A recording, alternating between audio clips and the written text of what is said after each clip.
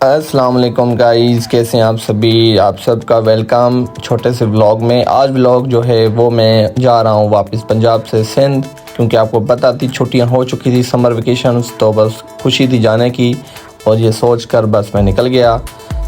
उसके बाद फ़ौरन दानियाल भाई आ गया और मुझे ड्रॉप किया बस स्टैंड पे। उसके बाद काफ़ी दोस्त और भी मिलने आ चुके थे, क्योंकि काफ़ी सफ़र काफ़ी दिनों का था, अगले 4 महीने के बाद मिलना था। इस वजह से मैंने मुलाकात की सबसे और मुलाकात करके मैं रवाना होने लगा।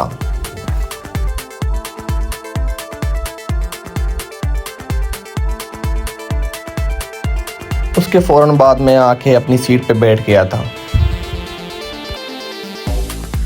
उसके बाद अल्लाह के करम व फजल से हमारे सफ़र का आगाज़ हो चुका था। 4 घंटे के लगातार सफ़र के बाद हमने इकबालाबाद में स्टे किया और वहाँ पे खाना वगैरह खाया। खाना वगैरह खाने के बाद फ़ौरन हमने सफ़र का आगाज़ किया, क्योंकि सफ़र हमारा काफ़ी लंबा था, इसलिए हम दोबारा सफ़र के लिए निकल गए। सफ़र काफ़ी लंबा था तो इस वजह से गाड़ी पूरी रात चली। टाइम रात का होने लगे थे, 4 बजने लगे थे। अभी भी मुझे पहुंचने में 4 से 5 घंटे का टाइम दरकार था। उसके बाद फ़ौरन ही सुबह होने लगी और सूरज जो है ना वो भी साइड से निकलने लगा। और आपको पता है सफ़र में सूरज निकलने का मज़ा ही कुछ और होता है, तो इस वजह से मैंने भी सूरज को कैप्चर करने की कोशिश की और कोशिश में कामयाब हुआ।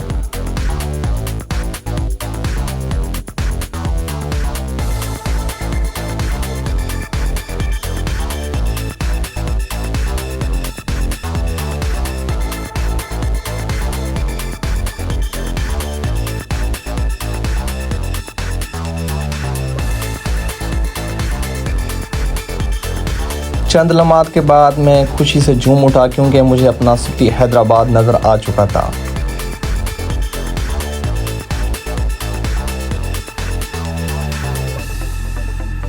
अल्हम्दुलिल्लाह फाइनली अल्लाह के करम से मैं हैदराबाद बाईपास पहुंच चुका था। यहाँ पे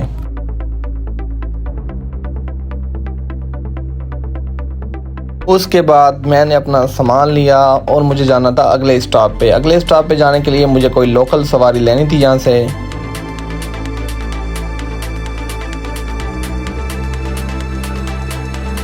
उसके बाद बस तो जाने लगी कराची, मुझे जाना था अपने स्टॉप पे, तो इसलिए मैंने रिक्शा वाले से बात की और बात करके मैं भी रवाना हो गया अपने अगले स्टॉप के लिए। और मैं यही सोच रहा था कि अगले दिन को ईद है, क्या पता मुझे गाड़ी मिलेगी भी या नहीं।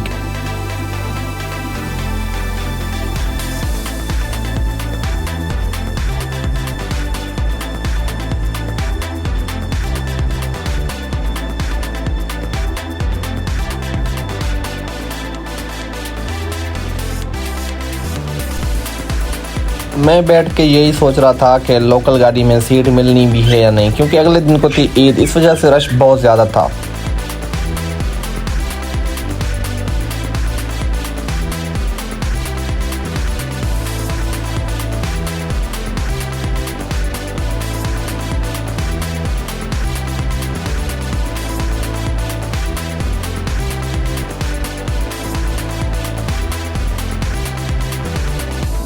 उसके बाद मैं पहुंच चुका था अपने स्टॉप पे, जहां से मुझे आगे के लिए निकलना था। बस पहुंचने की देर थी, गाड़ी तो कुछ नज़र आ ही नहीं रही थी, क्योंकि मैंने आपको पहले ही बता दिया था कि ईद का टाइम है, इसलिए गाड़ी की शॉर्टेज होगी। यहाँ तो काफ़ी रश की वजह से नहीं होंगी। यहाँ से भी आलमोस्ट मेरे जो गांव का सफ़र था वो 2 से ढाई घंटे का सफ़र था, तो इस वजह से सीट तो मुझे नहीं मिली। वही सोचा था वही हुआ मेरे साथ, इसलिए मैं छत पे जाके बैठ गया, क्योंकि सफ़र तो करना था मैंने, इसलिए छत पे जाके बैठ गया। और उसके बाद जहाँ से गुजर हुआ ये है टंडू मोहम्मद खान की माल पीढ़ी। वहाँ लास्ट पीढ़ी थी तो काफ़ी रश थी, आप देख रहे हैं बहुत रश थी, क्योंकि अगले दिन ईद थी। छत पे बैठना काफ़ी मुश्किल था, इस वजह से मैं बीच में ही दोस्त के पास उतरने का सोचा मैंने। उसके बाद फ़ौरन ही टंडू मोहम्मद खान सिटी आया, जहाँ पे दोस्त मेरा वेट कर रहा था ऑलरेडी, तो मैंने वहाँ पहुँचा और वहाँ पे स्टे किया दोस्त के पास, क्योंकि आगे सफ़र बहुत आगे भी तकरीबन 1.5-2 घंटे का सफ़र था। उसके अलावा छत पे बैठना बहुत थकावट के बराबर था। इस वजह से मैंने भाई को कॉल की कि आप यहाँ तक आ जाएं और मुझे यहाँ से लेके जाएं। उसके बाद मोबाइल भी चार्जिंग कम थी, तो इस वजह से इस व्लॉग को यहीं पे ख़त्म करते हैं। मिलते हैं अगले व्लॉग में। अल्लाह हाफिज़।